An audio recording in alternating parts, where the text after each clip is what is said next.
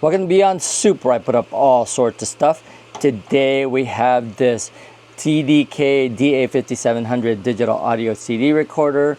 I just wanted to show you how this unit is functioning.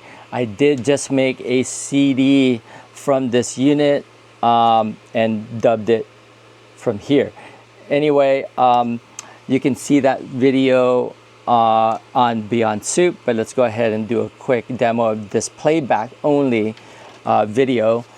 So I'll go ahead and play a CD. One warning here with this item or this particular unit, sometimes it acts up, not sure why, but this will open and then close right away. And now it's stopped doing it. It was doing it just, you know, like a few minutes ago, and I don't know why, but sometimes it'll act up. So just a quick warning of this particular unit. I don't know why it was doing it, okay? So it's fine now, but I don't know. Just making sure that's disclosed. So let's go ahead and play it. You've got your normal playback buttons here on this side. For this tray, you've got your play, pause, forward, and then your stop, okay? And then if you hold it down, you've got your fast forward, or you could skip just by hitting it once.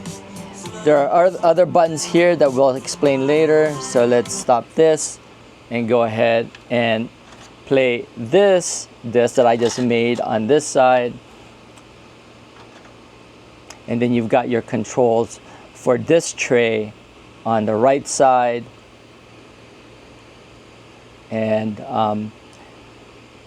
it's still reading the disc. Please note that when you're playing a disc on this side, it takes a little longer because it's trying to find out whether your disc is a blank disc or an RW disc or things like that, so it knows how to set itself. But it's already read that table of contents, so let's go ahead and play that. Same here, you've got your fast forward and rewind really quick, or skip, and then you've got your pause, and then your stop, and then your play. Okay, so all right, anyway, as you can see there are both players are playing. Like I said, I just made a recording on that side. Oh, there it is. Let's see what it's doing, why it does it. Okay, that's thought it was gonna bounce back again. Anyway, once you've got, if you're recording, what you'll notice here is you'll put in a disc on this side, and then now we're taking a different blank disc here. I'm not gonna record because I've already done that. And basically what it does is on this side, it'll read the disc as I mentioned, and it'll see if it's a blank disc or not, and it will show you that it's blank once it determines that. See how it says blank there? Then that means you can record on that disc. Once you use you have that information, you could actually now play with these buttons. You can hit input. The different inputs are optical, and then you've got your coaxial, then you've got your analog. That's if you're recording and connecting on the back from a different player, or if you're playing from here a disc and then you're dubbing it here, it'll automatically dub that for you, and now you could change the speed from 1 time to right here, 4 times the speed, 2 times the speed, or just 1 time.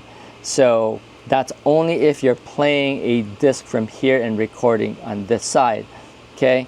But if you are recording from a different connection, you're probably gonna be only going 1 times the speed, because you can't really control the speed that's coming in. So it's just 1 time, all right? And then you'll probably need to finalize manually if you are recording from a different source. And you've got your record and level here on this side, then in order for you just to record, you just hit the record button and the enter button. All right, so that is really what I wanted to show you, a quick look at this unit. This does have some scuffs and marks on it. This has a little kind of indentation here and some scratches up there. And then as far as the back goes, we kind of looked at that here. This thing was made in July of 2002, so it's 24 years old. And that is pretty much it. All I wanted to show you was functionality, real quick functionality, and then what shows here on what buttons are out. Oh, there's also an erase button there. That is if you are using recordable, rewritable discs. So depending on the disc that you're using, that's why it takes a little bit of time when this unit is trying to find out if you're what kind of disc you're using. All right, anyway, that is pretty much it. Hope you liked that video, a quick video of functionality versus actual recording. And like I said, I have that video up as well. All right, hope you liked that video, and if you did, give it a thumbs up and join the channel that is Beyond Soup, where I put up all sorts of stuff. Please comment, and I'll see you guys on the next video.